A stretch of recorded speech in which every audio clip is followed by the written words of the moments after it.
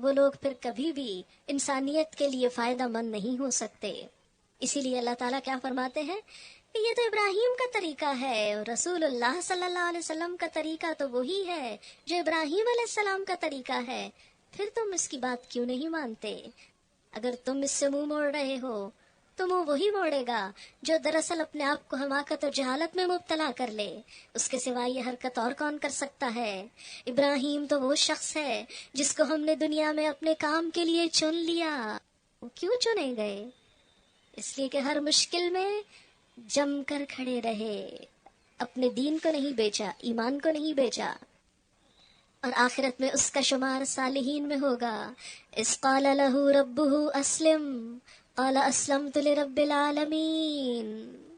یہ ہے ابراہیم علیہ السلام کی بات کہ جب اس کے رب نے اس سے کہا مسلم ہو جا، اپنے آپ کو میرے حوالے کر دے، تو اس نے کہا میں نے اپنا آپ کائنات کے مالک کے حوالے کر دیا۔ اسی طریقے پر چلنے کی ہدایت اس نے اپنی اولاد کو کی تھی کہ صرف اللہ کے بن جانا، اور اسی کی وصیت یعقوب علیہ السلام اپنی اولاد کو کر گئے۔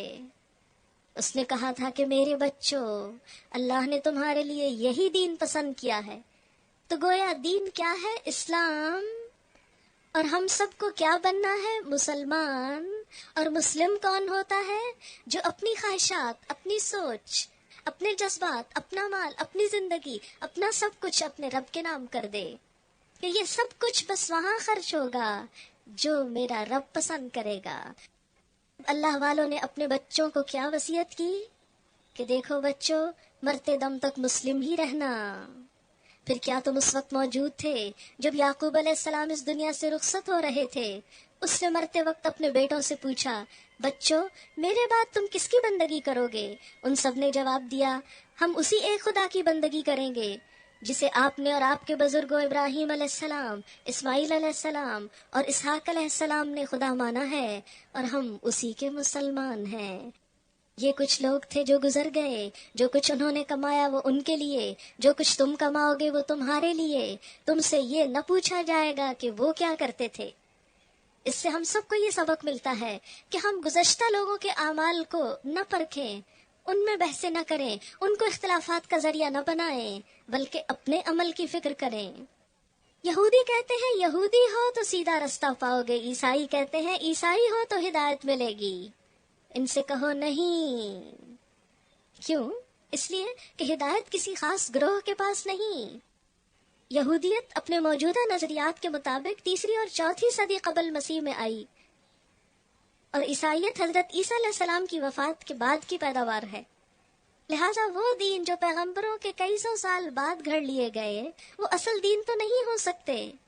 اگر کوئی شخص اصل دین کو پانا چاہتا ہے تو اس کے لیے لازم ہے پیغمبر کی لائی ہوئی کتاب اور اس کی بتائی ہوئی بات کو تھام لے، جیسے نبی صلی اللہ علیہ وسلم نے فرمایا تھا میں تمہارے درمیان 2 چیزیں چھوڑ کر جا رہا ہوں، ان کو مضبوطی سے پکڑ لو گے تو کبھی گمراہ نہ ہوگے، اللہ کی کتاب اور اس کے رسول صلی اللہ علیہ وسلم کی سنت۔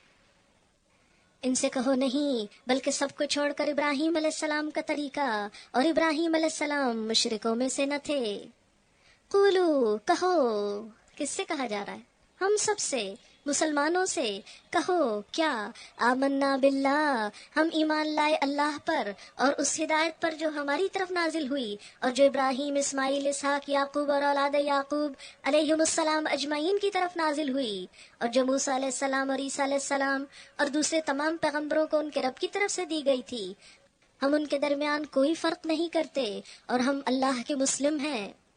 پھر اگر وہ اسی طرح ایمان لائیں جس طرح تم ایمان لائے ہو، یعنی صحابہ کرام کی طرح، تو ہدایت پر ہیں، اور اگر اس سے منہ پھیریں تو کھلی بات ہے کہ وہ ہٹ دھڑمی میں پڑ گئے ہیں۔ لہٰذا اطمینان رکھو کہ ان کے مقابلے میں اللہ تمہاری حمایت کے لیے کافی ہے، وہ سب کچھ سنتا اور جانتا ہے۔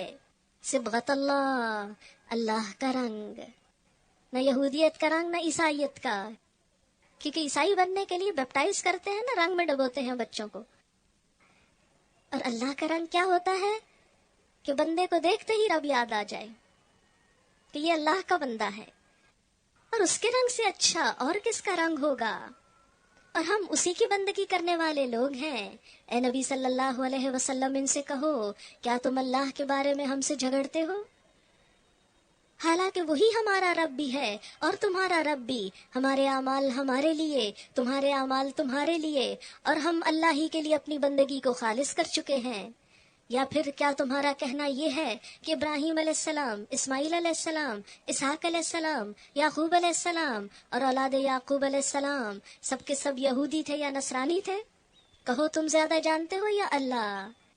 لہٰذا اس شخص سے بڑا ظالم اور کون ہوگا جس کے ذمے اللہ کی طرف سے ایک گواہی ہو اور وہ اسے چھپائے۔